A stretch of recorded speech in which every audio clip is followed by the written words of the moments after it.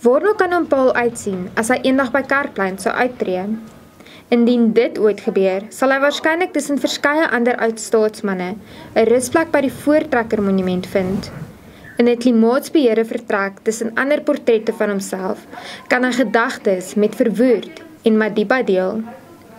Sonja Lombard, besturende direkteur van die monument, verduidelik aan die hand van die vriesstaar dat geskiedenis binne konteks uitgebeeld moet word.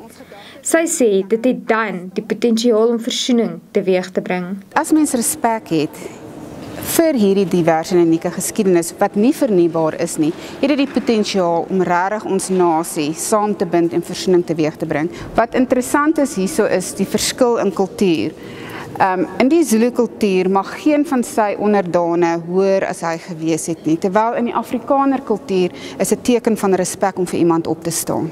So ons beeld twee diverse kulture in een paneel hier uit, en dan weet ons, na die ondertekening van die traktaat het Dingaan van mening verander en het hy begin bekommerd raak dat die voortrekkers eintlik al sy vee en al sy land van hom gaan steel, en die volgende dag toe die voortrekkers terugkom vir feesvieringe, toe het hulle Retief en sy manskappe brutaal vermoor. Van daar het hulle beweeg na Bloukrans toe waar die vrouens en kinders laer getrek het om te wag, en het hulle honderde vroue en kinders daar vermoor. So dit is regtig 'n moeilike gedeelte van die Afrikaner geskiedenis, en mens sou kon argumenteer dat Dingaan dan nou aanstoot sou gee, maar tog word Dingaan as deel van die verhaal hier uitgebeeld, en dit wys hoe mens verskillende invalshoeke en verskillende kulture in byeen kan bring in geskiedenis as jy dit feitelik en in konteks vertel.